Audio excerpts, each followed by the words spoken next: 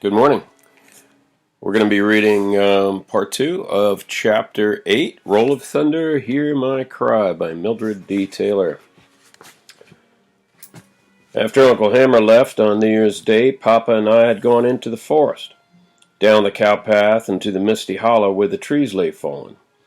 For a while we stood looking again at the destruction, then sitting on one of our fallen friends, we talked in quiet, respectful tones, observing the soft mourning of the forest. When I explained the whole strawberry business to Papa, he said slowly, "You know, the Bible says you're supposed to forgive these things." "Yes, sir," I agreed, waiting. "Supposed to turn the other cheek." "Yes, sir."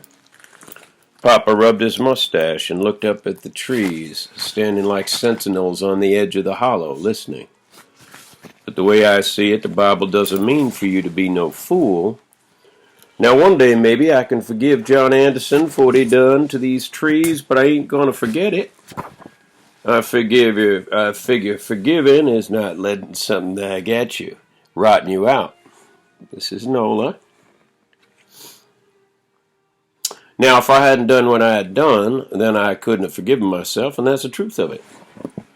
I nodded gravely and looked down. I nodded gravely, and he looked down at me. "You're a lot like me, Cassie girl, but you got yourself a bad temper like your Uncle Hammer. That temper can get you in trouble." "Yes, sir." "Now, this thing between you and Lily and Jean, most folks would think you should go around doing what she tell you. Maybe you should." "Papa?" "Cassie, there'll be a whole lot of things you ain't going to want to do, but you have to do in this life just so you can survive. Now, I don't like the idea of what Charlie Sims did to you no more than your Uncle Hammer, but I had to weigh the hurt of what happened to you to what could have happened if I went after him. If I'd have gone after Charlie Sims and given him a good thrashing like I felt like doing, the hurt to all of us would have been a whole lot more than the hurt you received. So I let it be. I don't like letting it be, but I can live with that decision. But there are other things, Cassie, that if I'd let be, they eat away at me and destroy me in the end. And it's the same with you, baby. There are things you can't back down on, things you got to take a stand on. But it's up to you to decide what them things are. You have to demand respect in this world. Ain't nobody just going to hand it to you. How you carry yourself, what you stand for, that's how you gain respect. But, little one, ain't nobody's respect worth more than your own. You understand that?" "Yes, sir." "Now, there ain't no sense in going around being mad. You clear your head so you can think sensibly. Then I want you to think real hard on whether or not Lily and Jean's worth taking a stand about. But keep in mind that Lily and Jean probably won't be the last white person to treat you this way." He turned toward me so that he looked me full in the face, and the seriousness of his eyes startled me.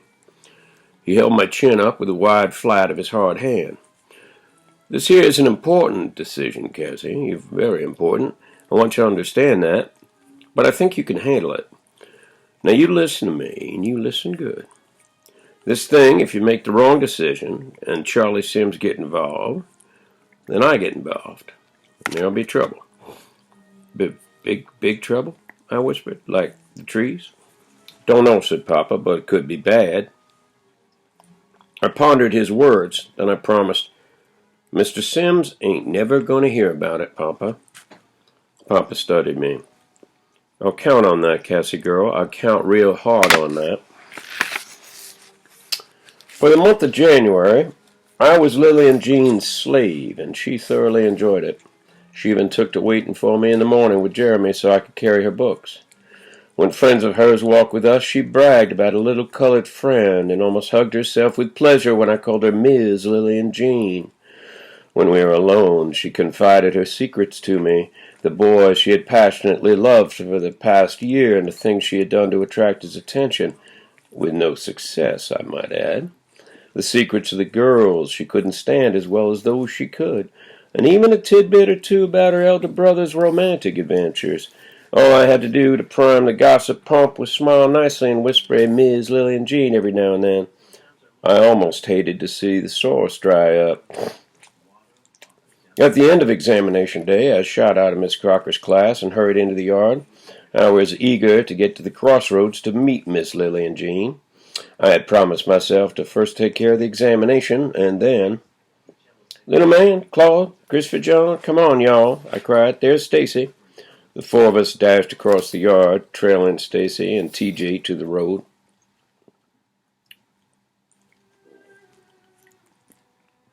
When we caught up with them, it was obvious that the jovial mask TJ always wore had been stripped away. "She did it on purpose," TJ accused, a nasty scowl twisting his face. "Man, you was cheating," Stacy pointed out. "What do you expect her to do?" "She could have given me a break. Wasn't nothing but a couple bits of old paper. Didn't need 'em nohow." "Well, what'd you have 'em for?" "Oh, man, let me be. All y'all Logans think y'all so doggone much with y'all's new coats and books and shiny new Packards." He swirled around, glaring down at Christopher John, Little Man, and me. "I'm sick of all y'all. Your mama and your papa, too." Then he turned and fled angrily up the road. "TJ, hey, man, where you going?" Stacy yelled after him. TJ did not answer. The road swelled into a small hill, and he disappeared on the other side of it. When we reached the crossroads and saw no sign of him on the southern road leading home, Stacy asked Claude where he go. Claude looked shamefaced and rubbed one badly worn shoe against the other. "Down to that old store, I reckon." Stacy sighed. "Come on, then. We'd better get on home. He'll be all right by tomorrow." "Y'all go on," I said. "I gotta wait for Lily and Jean." "Cassie, I'll catch up with you," I said before Stacy could lecture me. "Here, take my books, will you?" He looked at me as if he should say something else, but deciding not to, he pushed the younger boys on and followed them. When Lily and Jean appeared, I sighed thankfully that only Jeremy was with her. It could be today for sure. Jeremy, who seemed to be as disappointed in me as Little Man, hurried on to catch Stacy. That was fine, too. I knew he would. I took Lily and Jean's books, and as we sauntered down the road, I only half listened to her. I was sweeping the road, looking for the deep wooded trail I had selected earlier in the week. When I saw it, I interrupted Lily and Jean apologetically. "Excuse me, Miss Lily and Jean, but I got a real nice surprise for you. Found it just the other day down in the woods." "For me?"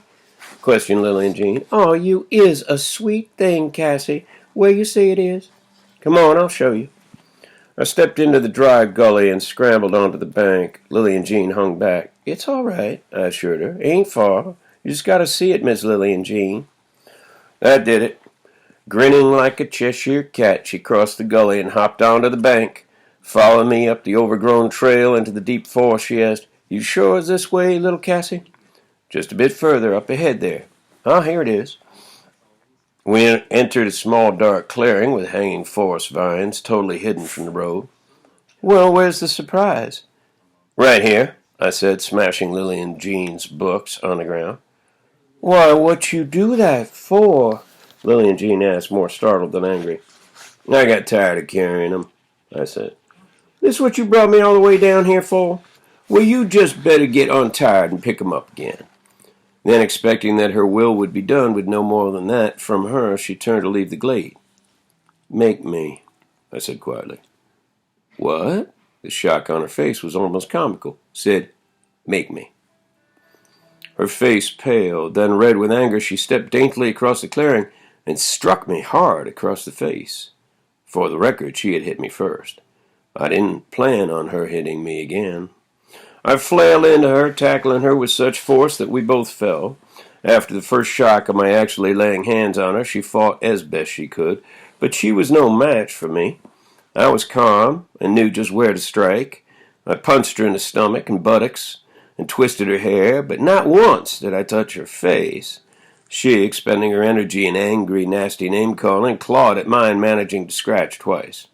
She tried to pull my hair, but couldn't, for I had purposely asked Big Ma to braid it into flat braids against my head. When I pinned Lily and Jean securely beneath me, I yanked unmercifully on her long, loose hair and demanded an apology for all the names she had called me, and for the incident in Strawberry. At first, she tried to be cute. "Ain't good apologize no nigger," she sassed. "You want to be bald, girl?" And she apologized.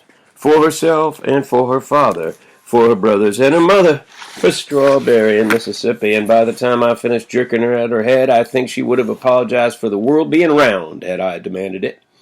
But when I let her go and she had sped safely to the other side of the clearing with the trail in front of her, She threatened to tell her father. You do that, Lillian Jean. You just do that, and I'm going to make sure that all your fancy friends know how you keeps a secret. Bet you won't be learning no more secrets after that. Cassie, you wouldn't do that. Not after I trusted you. You mutter one word of this to anybody, Lillian Jean, I said, attempting to narrow my eyes like Papa. Just one person, and everybody at Jefferson Davis is going to know who you crazy about and all your other business. And you know I know. Besides, if anybody ever did find out about this fight, you'd be laughed clear up to Jackson. You here going on 13, getting beat up by a 9-year-old. I was staring at the trail, feeling good about myself, when Lillian Jean asked, bewildered, "But Cassie, why? You was such a nice little girl." Well, I stared at her in astonishment. Then I turned and left the forest, not wanting to believe that Lillian Jean didn't even realize it had all just been a game.